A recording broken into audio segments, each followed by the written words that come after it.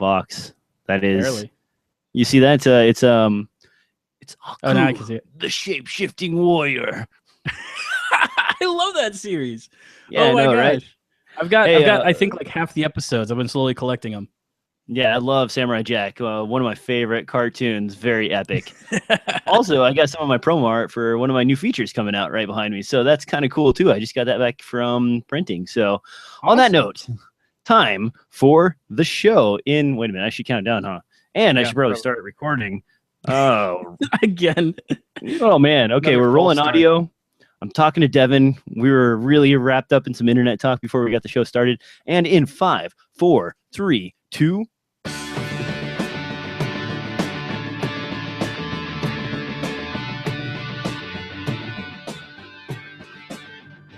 Hello and welcome back to another exciting episode of DSLR Film Noob Podcast. Devin joins me today to discuss all kinds of stuff.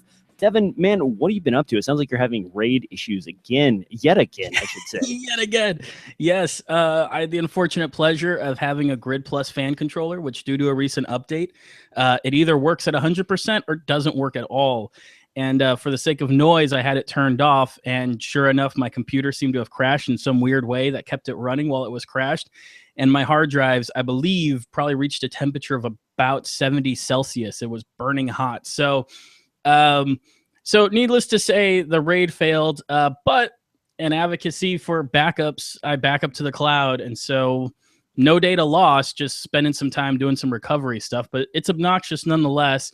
And it's definitely not something you want to deal with if you've got clients breathing down your back. So learn my lesson. I'm done with the RAID 0 for now until I can find some better drives or upgrade to SSDs. So I'm back to a RAID 10, which gives me a little bit of redundancy in case a drive fails.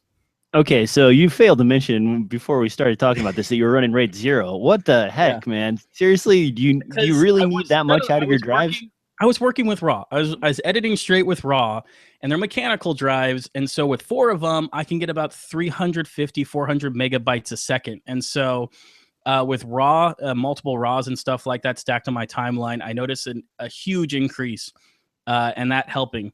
Now I'm just going to deal with proxy files until I can find a better hard drive solution, because with me running a RAID 10, my performance is probably only going to be about 180 to 200 megabytes a second. So now I'm not here to like push any products or anything here, but right now, for those of you watching, I've got the Crucial M500 series SSD, probably one of my favorite mid-priced SSDs. This comes in a 960 gig variant, and you can see it has a very attractive price here of $344, man.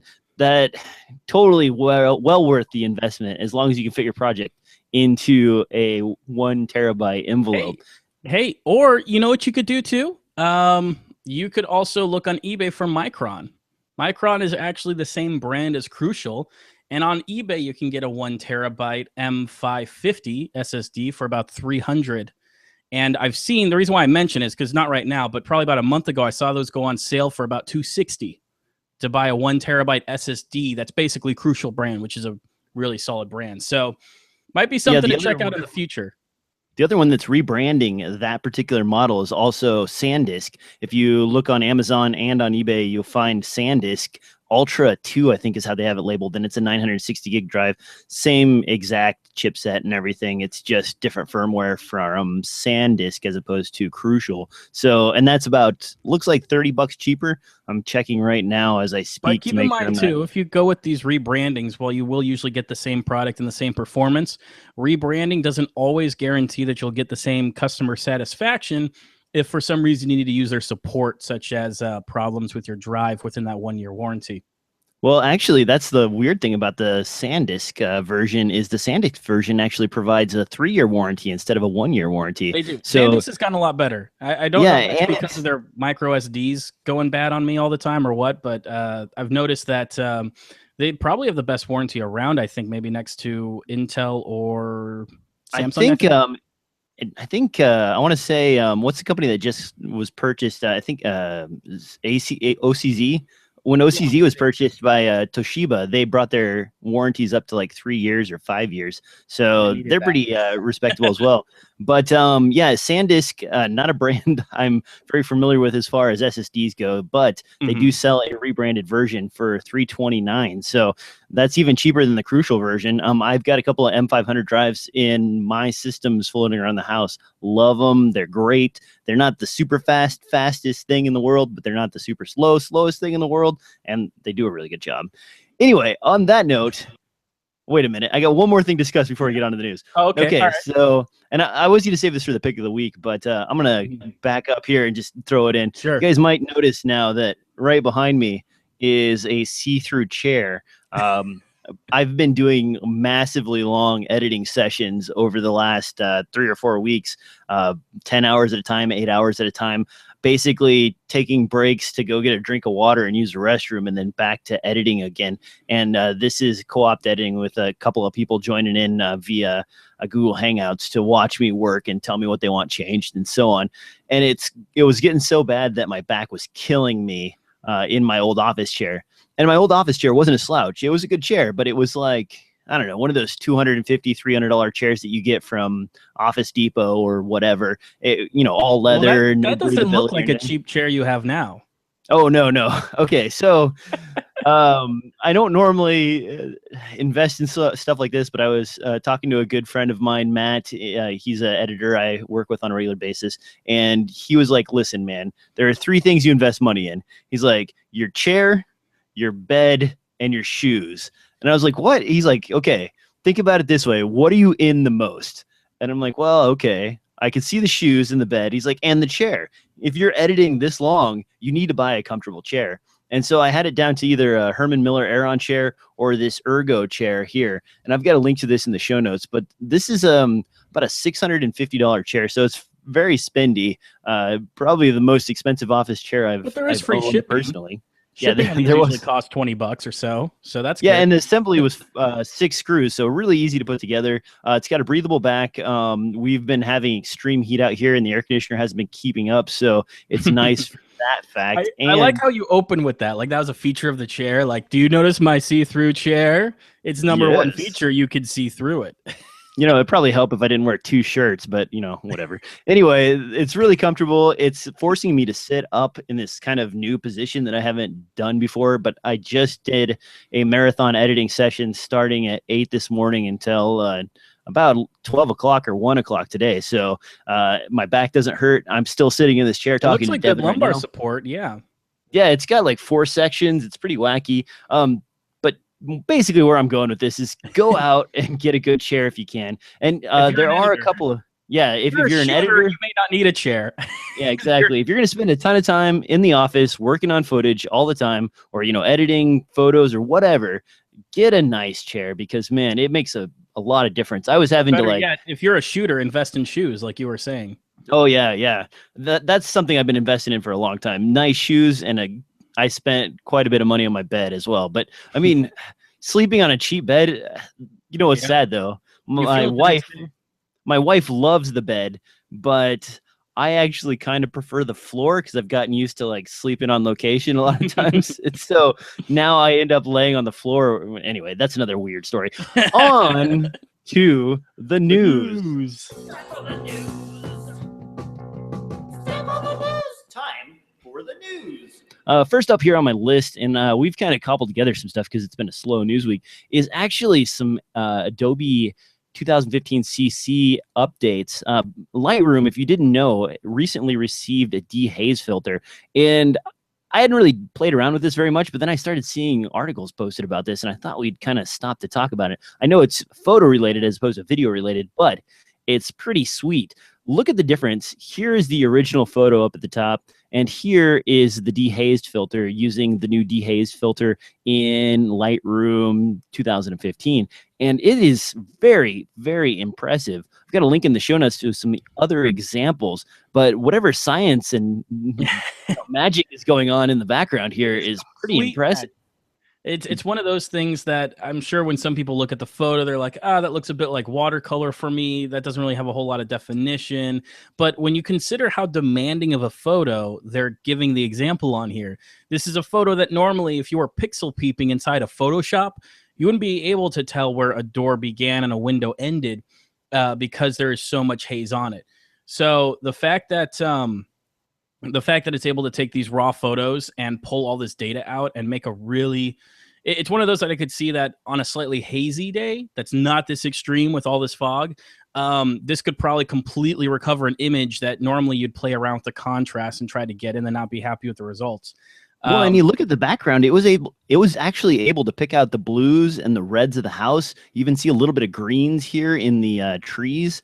And these are pretty, horrific examples. Like, this is worst case scenario. Man, this is really doing something amazing. Yeah, it's to pull out all that kind of color, just goes to show you they've got some amazing algorithm in there to know exactly what's going on. I mean, when you really look at the original photo in the way that it was taken, you're missing half the mountain. And then with the dehaze filter, you completely recover not just that mountain, but a mountain range behind it, which is even further in the distance, which there's even more haze with. On the very bottom photo, DJ, if you're going to show. Oh, yeah, sorry. Let's scroll to the bottom. There we go. I'm paying attention today. It's just, yeah, you're right. That looks really good. Something that's even further away than that. So it's super impressive. And it's definitely one of those that it amazes me, because you could even take this and go back to some of your old photos and apply it to some old photos and see what you end up with. Some that you might have originally thrown away because there was just too much fog that day.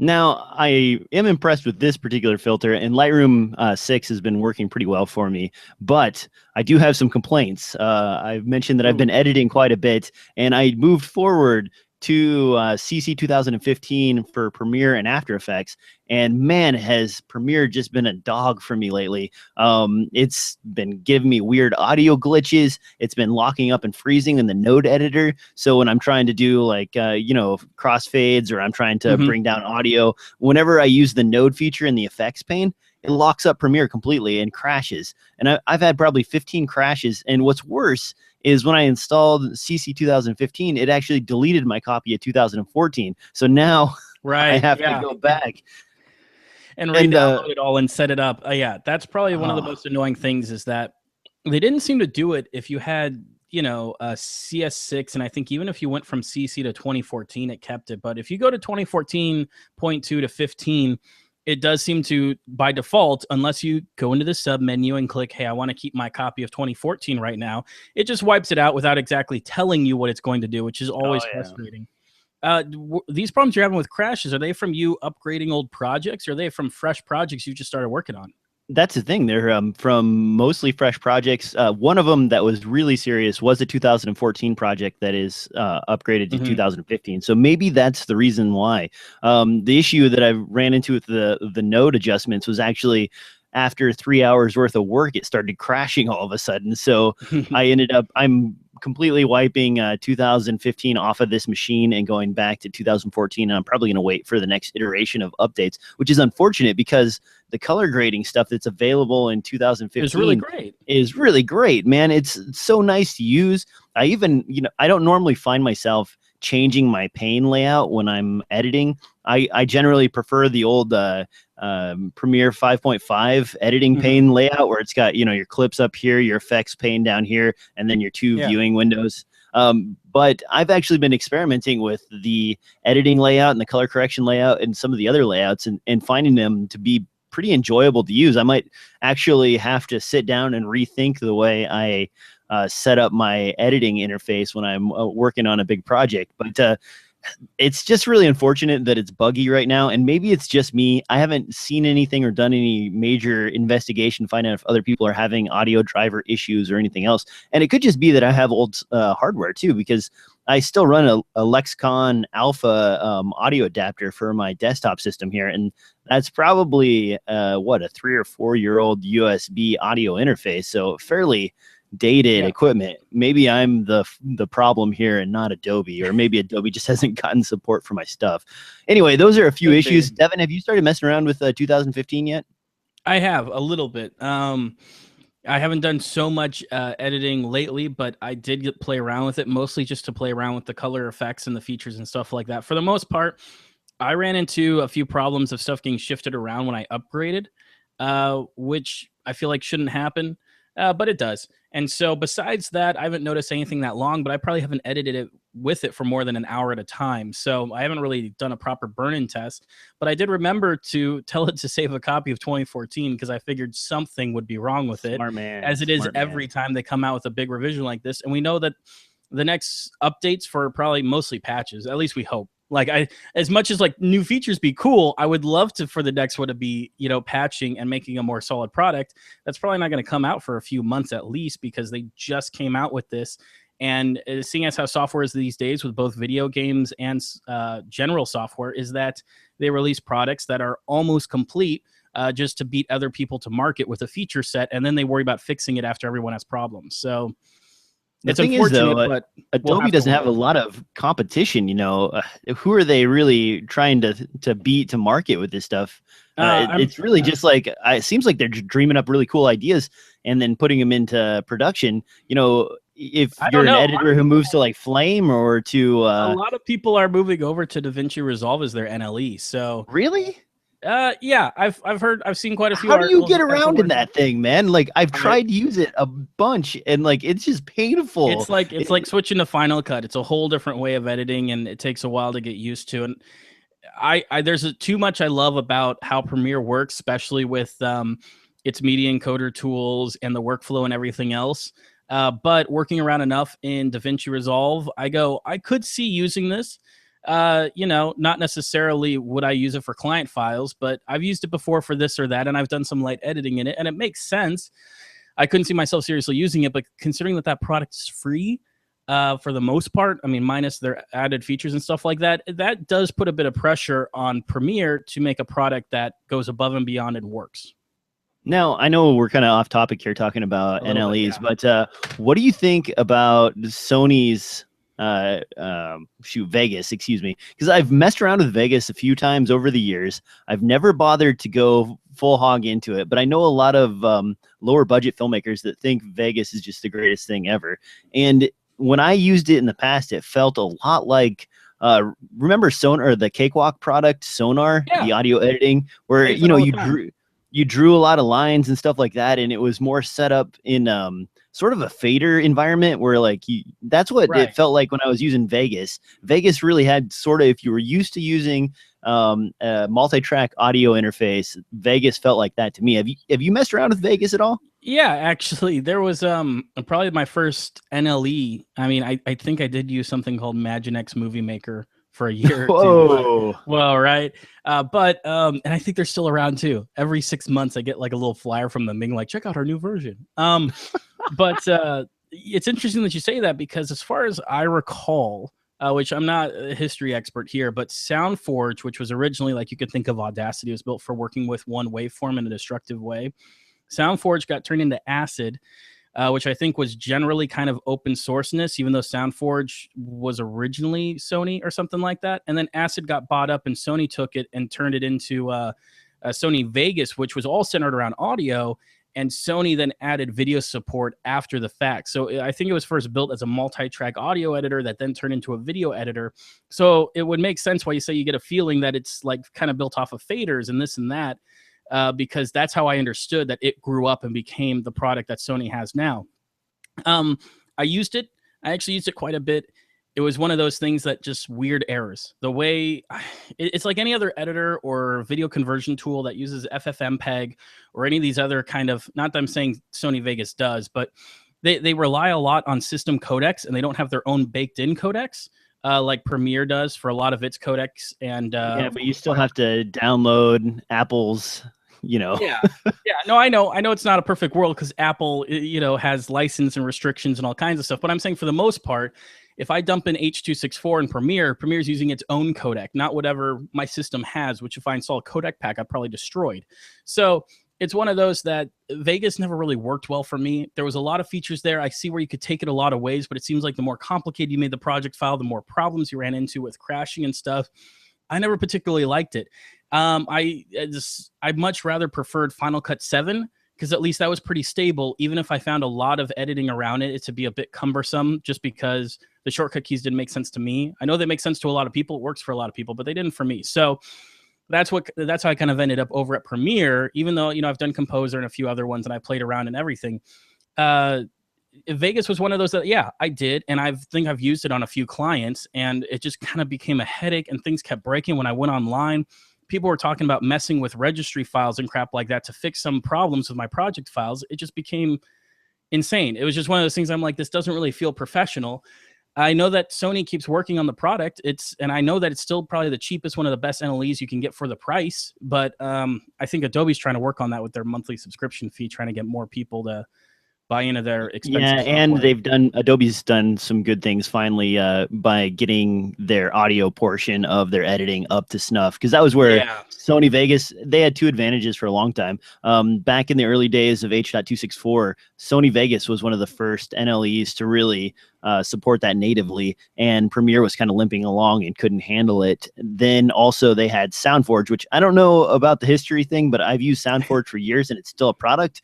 Really great for really intensive single destructive audio editing. Like, you can do all kinds of crazy stuff to it. You can stretch stuff and keep the tone the same. You can do any number of things, and that's where Audition has really come to light. And I think that happened after Adobe bought Cool Edit Pro? Was that the Cool Edit Pro 2.0? Yeah. They bought Cool Edit Pro, and then they turned it into Audition, and Audition is finally turning into something that's really usable. And that's where I kind of cringe when we're talking about using even a free DaVinci as our an editor. Like, moving back and forth between After Effects and Premiere, it's just seamless when you're working in Creative Cloud. But with any other NLE, you're going to have to basically export whatever files you need, work on it in After Effects, get all your assets together, generate some kind of proxy or whatever, and then bring it back into your editing session in order to continue to work on it. And you need to make an adjustment. Like,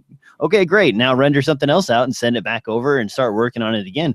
And that happened to me just this morning. Actually, I had an effect that I was working on where, I needed someone to sneeze out some glowing stuff. And I got done with it. And the director that was working with me was like, well, hey, I want that sneeze to linger a little bit longer. I was like, well, okay. So I just went to my After Effects timeline, drug it out, added 2 seconds to it, and then extended the effect for a little bit longer. And it showed up in Premiere. It wasn't even an issue. Like, I didn't have to do anything. And that's really the power. That's power of Adobe software, is that ease of use. And it's one of those that, as things shift in the industry and editors are expected to do more, editors are expected to audio mix these days. They're expected to color, as well as doing visual effects. Even if you're not necessarily doing visual effects with somebody sneezing or lighting somebody on fire, even if you're just doing cleanups, like, oh, that mic was in the shot or something like that, a lot of editors are expected to fix that stuff these days. And so being proficient in After Effects makes sense.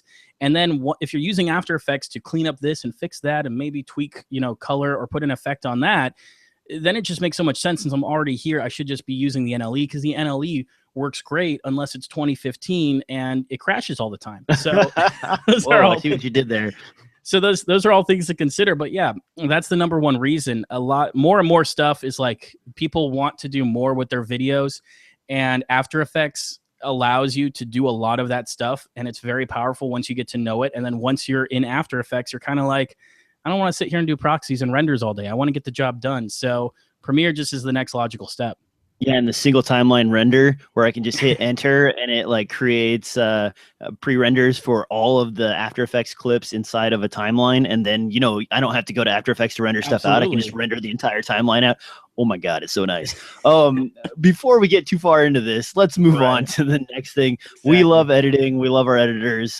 Your choice is your choice. I'm a Premiere guy. Sounds like Devin is too. But if you do use DaVinci, I would love to hear from you guys. Tell me about your experience, whatever. The other one I'm interested in hearing from users on is actually Blender. I know a lot of people that do stuff in 3D Studio Max and so on, but Blender's an open source, free 3D, rendering program that allows you to do like all kinds of stuff. The smoke generation stuff in there is really cool. There's a bunch of other features. They've added flame features and so on that make it really attractive. So many people have programmed that stuff. Like, I remember 5 or 8 years ago, seeing realistic cloth effects as a free plugin for Blender. You just needed to create your texture, your mesh, and then you applied this like Perl plugin, I think it was Plural, Python or something.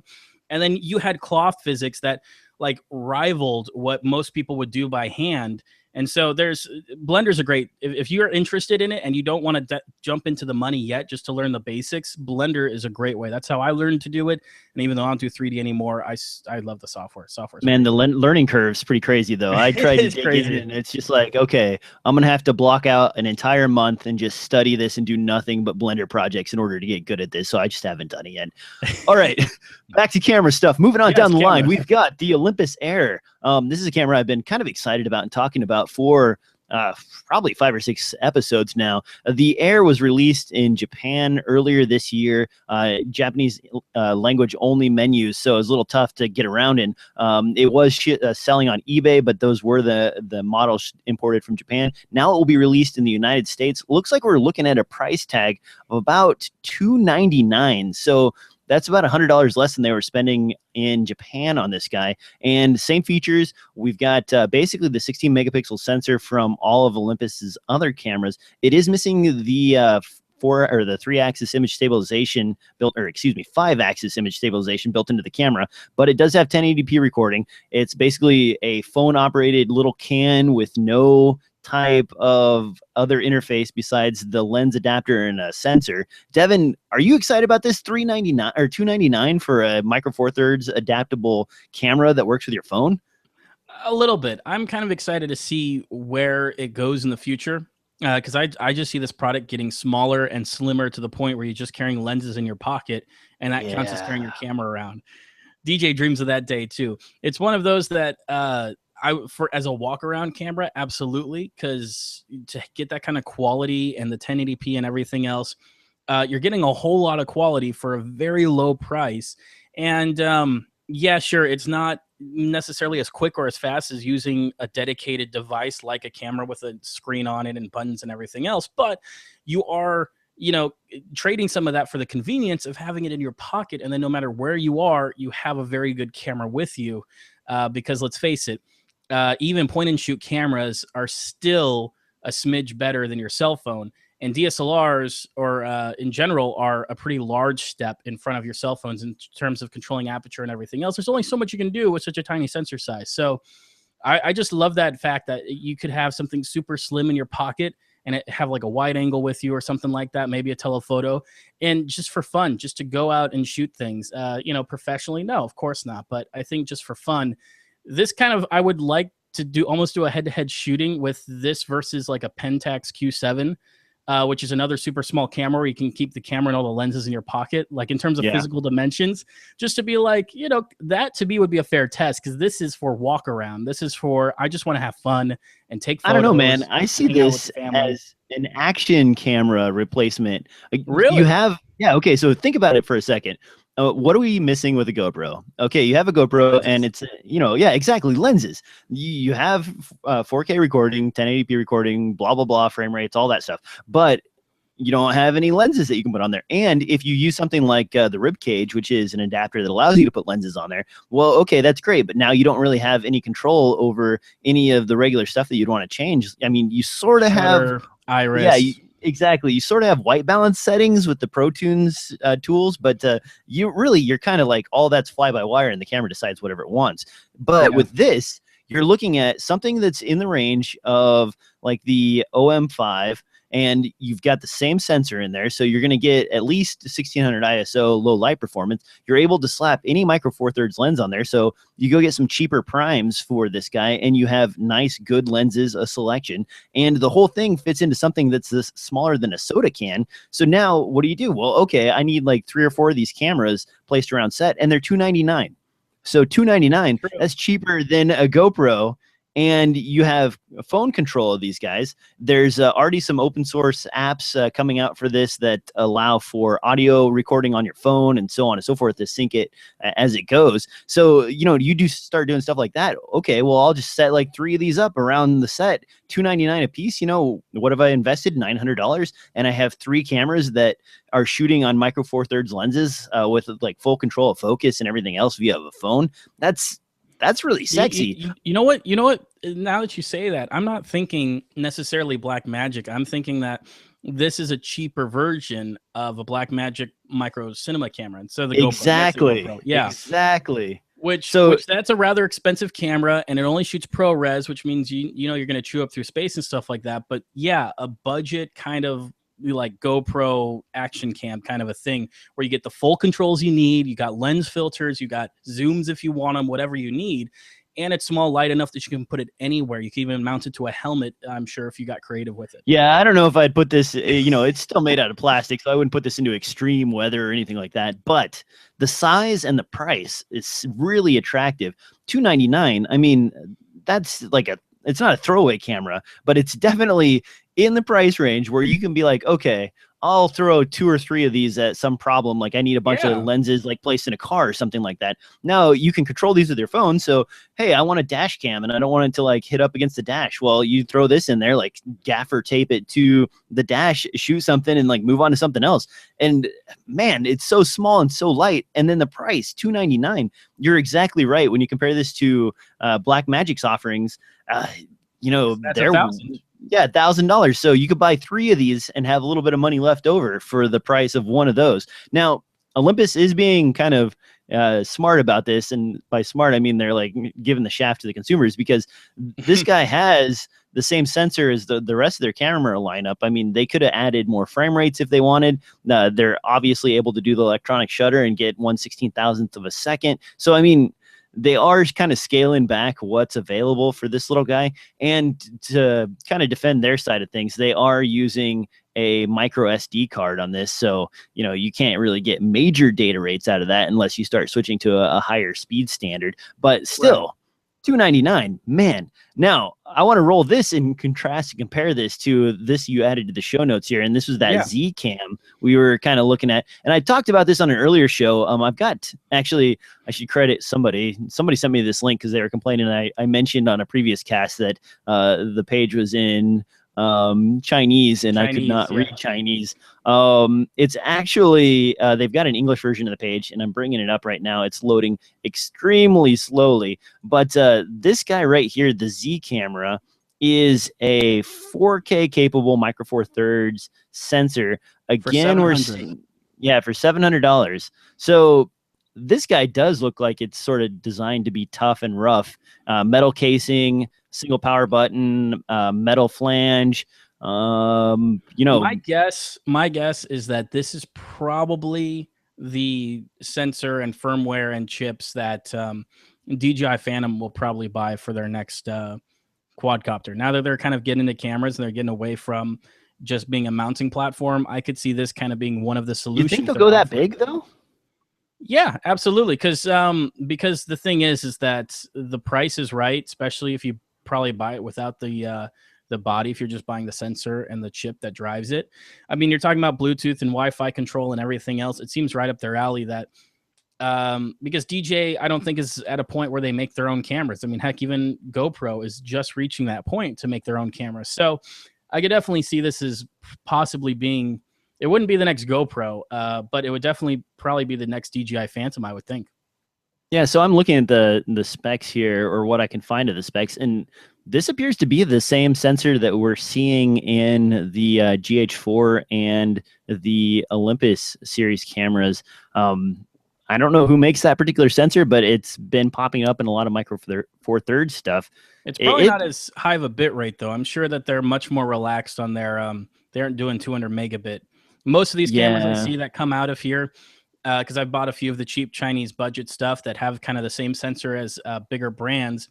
They usually have kind of auto bit rates or really low bit rates and stuff like that. So you don't always get the same quality, even though it is the same sensor. There's more than just a sensor to a camera. But in this case, for the price, it's definitely attractive. I want to see what, it's not something I'm going to run out and buy, but it's one of those that I want to see where it's going and what's going to happen to it, because that is a really attractive price for a very small package.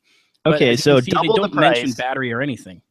Double the price of the Olympus Air, or this guy. So would you go with the Olympus Air, or would you go with this and take advantage of the 4K recording capabilities? Because that appears to be like the major difference between these two. That is the major difference. To be honest, I'd probably go with the Olympus Air, because when it comes to it's what my primary camera being 4K would make a lot of sense. There's a lot that I could do with that information, that detail, and that resolution. When it comes to where I put these cameras, action cams and stuff like that, I'm not really going to do a lot of pan and scans or anything like that. I mean, I guess you could maybe argue stabilizing in post, 4K would help with that.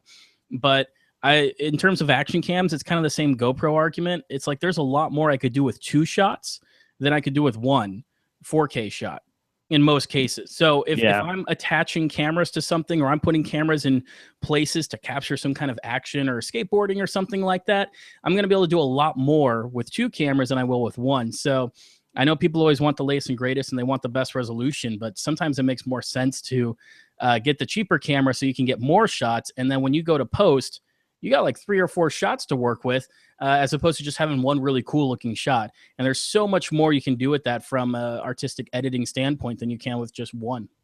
Well, and that's one thing I found with the GH4s. I thought I would shoot a lot of 4K, and I do, but I only shoot 4K because I have the ability to shoot 4K, not because I need 4K for anything. So I end up scaling this down to 50% and just using that for most of the shots. Occasionally I'll punch in or something like that, you know, if I need to. But otherwise, you know, I have it framed the way I want it, so I'm not going to be reframing very much in post. And that's why I haven't been too upset with the Sony A7S, is because this guy, in general, you know, 1080p is pretty good. I mean, it's good enough for most things I'm working on. I have yet to run into a project where someone was really excited about, you know, 4K acquisition. So it's been fine. I mean, there are occasions where they're like, hey, look, you know, we need to shoot this on, you know, a Red Epic or something like that. And then we rent cameras. But otherwise, you know, if I'm providing my own gear, you know, I shoot in whatever I want, basically, and you know my delivery is 1080p. It's not just that. It's not just that. Not all 1080ps are created equal, and part of it is just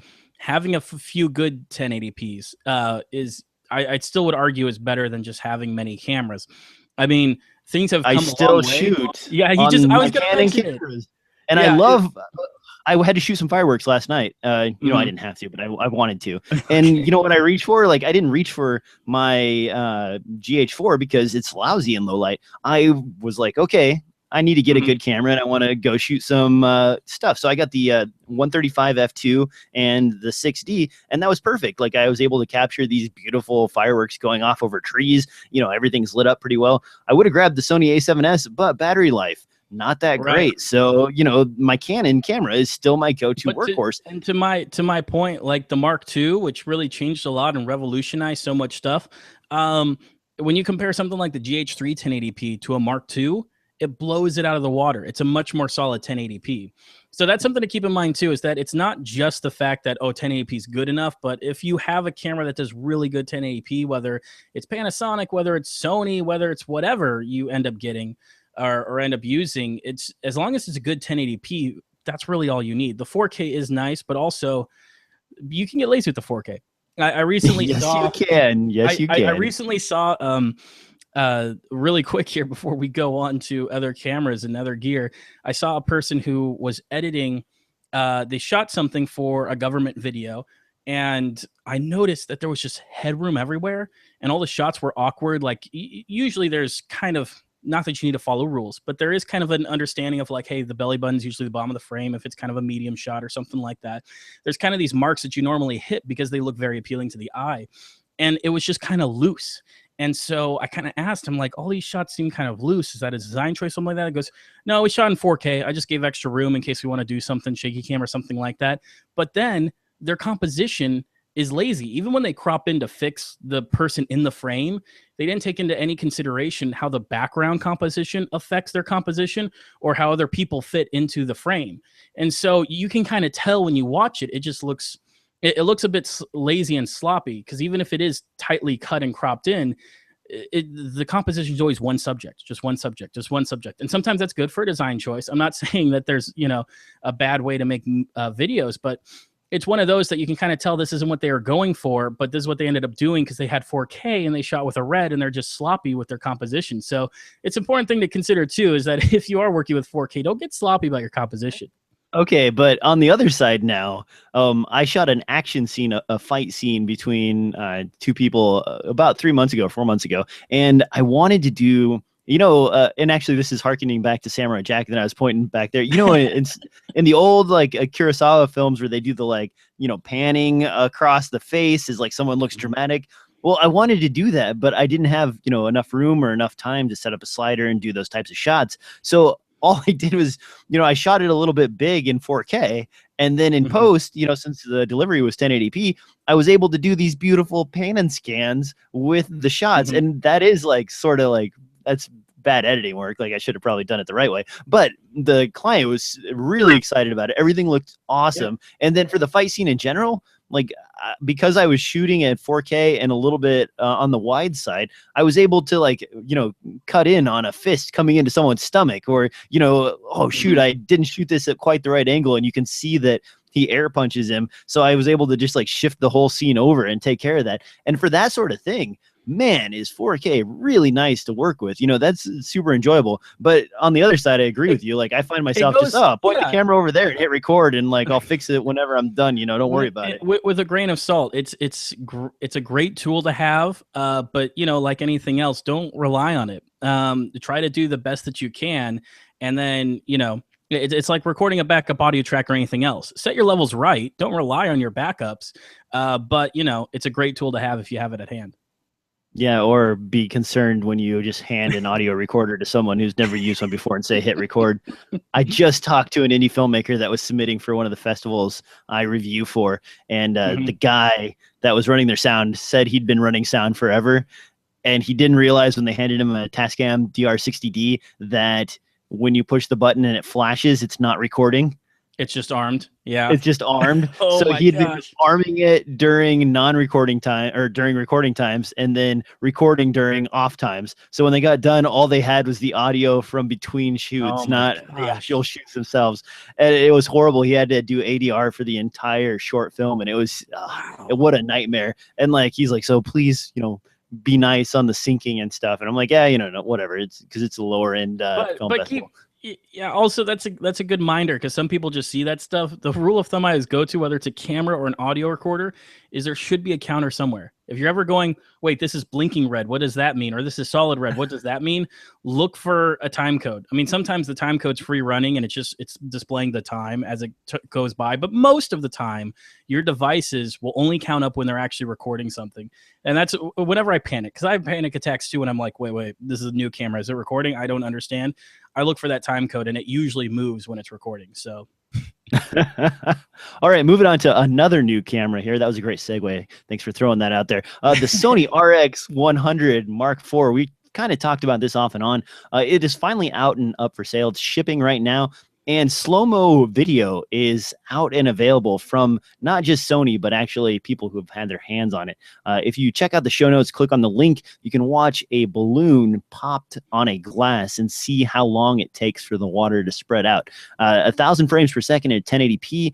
The maximum recording, and there is a trick here, and I didn't read about this until after it hit the market. Apparently, the RX100 and the RX10, the new 4K versions, are only capable of recording that crazy high frame rate for 2 seconds. So that's it. You only get 2 seconds, which means 2 seconds at 1,000 frames per second turns into something in the range of 80 seconds, so it's very good. But how do you plan around a 2 second shot? I mean, that's fairly short amount of time if you're trying to do something in slow motion. Do you set it up ahead of time or what? Oh no, we lost Devin. Devin is frozen. Well, this show is kind of going south because of that. But I guess I'll just wrap this up. Well, hopefully Devin gets his stuff sorted out. The Sony RX10 and RX100, like I said, have that 2 second video limit for 1,000 frames per second. It's a little bit rough. It's kind of not quite as I was expecting. And it seems weird to me because you have multiple speed settings. You have a 960 frame per second, as well as I think a 480 and a 240 frames per second. And those frame rates don't give you more time recording in slow motion. So something to keep in mind, definitely, if you are looking for this camera for slow motion shooting. It would be nice if they could fix that somehow. I don't know if that's a buffer issue or what's going on, but 2 second maximum for slow motion recording on the RX100 Mark IV and the RX10 Mark II. So keep that in mind. I'm going to check on Devin now and see what's going on here, as I'm the only one left on the cast. We only had a few more things to touch on. And I can go ahead and cover those now for the audio listeners and for the video viewers.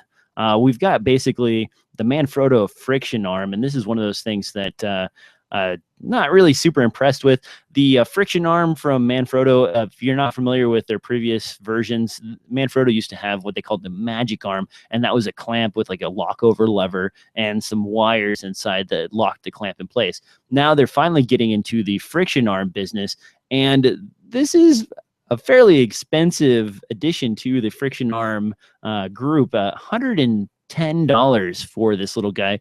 And that's kind of a hard sell when you compare it to some of the stuff that's available right now in the $20 to $30 range. It's Manfrotto, so it is probably going to be a little bit beefier, a little more solid, but you know, for that price, I mean, you could probably burn up 2 or 3 of the cheaper friction arms instead of going with something like this. Now, I do have links to that in the show notes. If you guys want to check that out, they are available. But I mean, really, honestly, you might as well swing over to eBay or to Amazon and just get one of those cheap friction arms, unless you're doing something that really requires a lot of weight. Now, that's where the Magic Arm and Manfrotto's friction arms might come in handy, is these do have a pretty solid grip on them, as opposed to like the sort of soft slipping grip that you get out of the PNC arms and some of the other cheap manufacturers that are making them. A lot of those don't have that like a grip type of material that's available on the portion where the arms buckle together. And if you're not familiar with that, it's basically like I think they call it a rosette, and the rosette is on either side of the adjustable swing arm, and when it pushes together, it locks it in place. So you're not just using the friction of the screw to hold it in place, you're also using that rosette to keep it where it's at. So that might be something to consider. The other thing is I have used Magic Arms, and I do have those in my collection. Very solid. They're good for like 30 or 40 pounds. So if you really need to put something big on there, they're much better than if you're going with one of the cheap ones. I wouldn't put more than 5 to 8 pounds max on a $20 or $30 friction arm. So maybe this is a good offering. Anyway, those are new from Manfrotto. They're out now, $110 if you really want to invest. Moving on down the line here, we've got, shoot, what else do we have? Now that Devin's left, he added the last 3 or 4 things to the show notes. So I'm not up to speed on some of this. Oh, okay. I've got one more thing I'll touch on since Devin has dropped out here, and then we will close the show. Basically, the Odyssey 7Q, if you are familiar with this device, it's basically capable of recording 4K video via SDI inputs. It's got some proprietary software on there. You have to pay for licensing to unlock certain things. They did finally release a price drop on SSDs for this guy. So they basically cut the price of media in half on this, which is pretty nice. These are still extremely expensive units. Probably not for everybody. You're going to be looking somewhere in the range of $2,000 or better to pick one of these up. So if you're in the market for that, that's a good deal, but probably out of the price range of a lot of you guys. I don't own one of these. I rent one when I absolutely have to. The other thing Devin added to the show notes here is this guy. It is I don't know, it's 100. Wait a minute. Did Devin just pop back on? Devin, are you there, man? This is worst video content ever.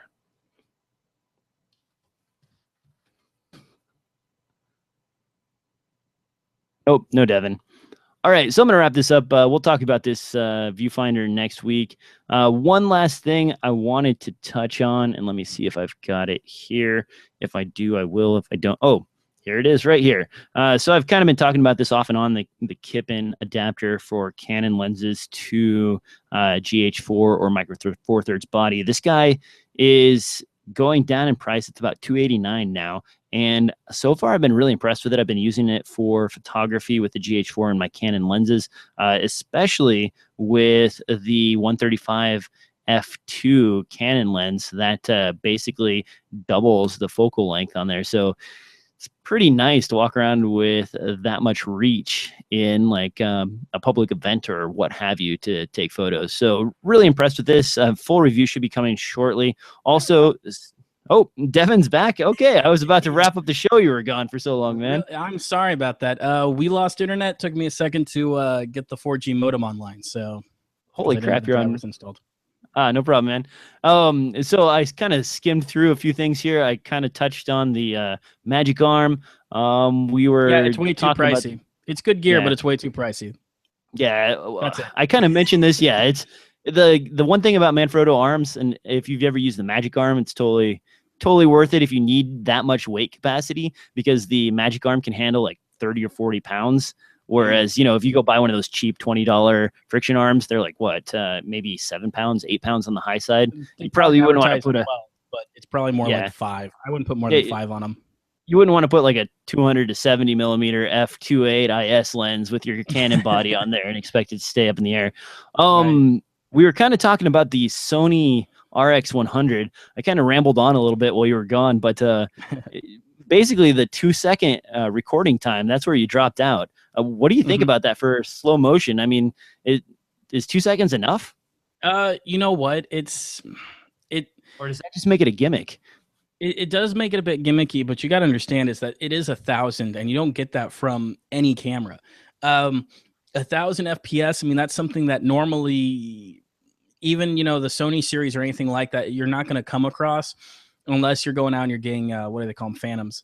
So it's one of those that it's like I could see it, but it's just very narrow where you would use it, and then that makes it a bit of a gimmick. And what's the price on it? It's like. The 100 series is about $900, I believe. Yeah, it's one of those that it's not worth the price that I would own it. Maybe I'd rent it to get a shot where I go, oh, I need a few seconds of slow-mo for this. But that's hard to work with unless you're specifically doing high-speed applications like you do with the Phantom, because the Phantom, it records so fast that you need to limit it to 2 seconds because it has all this memory in it that it's got paralyzed. It's crazy the amount of technology and speed that goes into that camera to make it all work at 1,000 frames. So to me, this is just, the quality is great. I looked at the video, and especially for all that water everywhere, it seems like the bit rate is reasonably high. For how not fast sloppy or soft at all. Actually, I was really impressed with their 1080p at 1,000 frames per second. The other thing I wanted to mention, though, and I'll throw this in, and then I'm sorry, I didn't mean to cut you off too much, is 1,000 frames per second is still 2 seconds. 960 frames per second is 2 seconds. 480 frames per second is 2 seconds. 240 frames per second is 2 seconds. That's so weird. Like, it can't be a buffer issue because the frame rate or the number of frames drops. Shouldn't you get more time out of it? Like, shouldn't it go up as you get down to like 240 frames per second?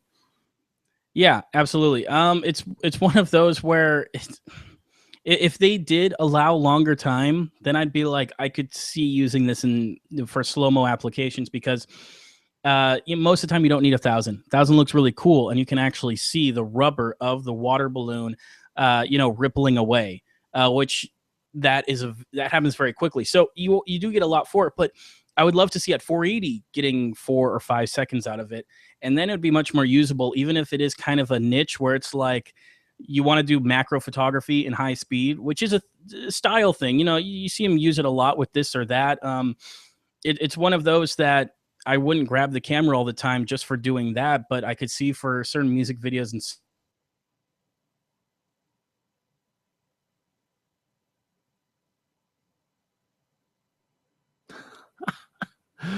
Oh man, he froze. Okay. Well, this show is turning into one of those shows. It is right after 4th of July, so we are a little bit rusty. We've all been out having a good time and whatnot. I've got one last thing since Devin's locked up again, and that is this viewfinder. And I don't actually know enough about it to talk about it because Devin is the man on this one. So on that note, guys, I think I'm going to go ahead and wrap this show up. We've made it 52 minutes, and we've kind of rambled all over the place this episode.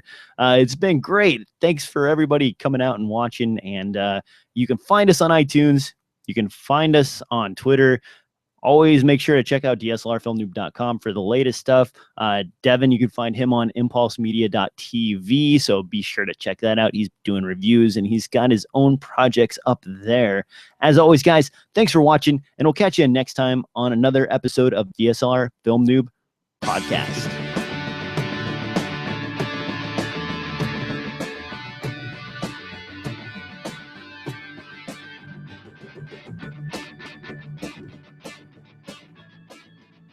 Whoa, that was rough.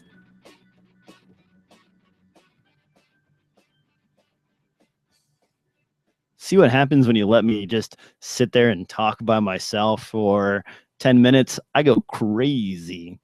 All right, guys, this is the end of the show. I'm going to stop the live broadcast now, and I'll have the show notes up shortly. Thanks, Devin, for making it out. Sorry your internet provider is cutting lines.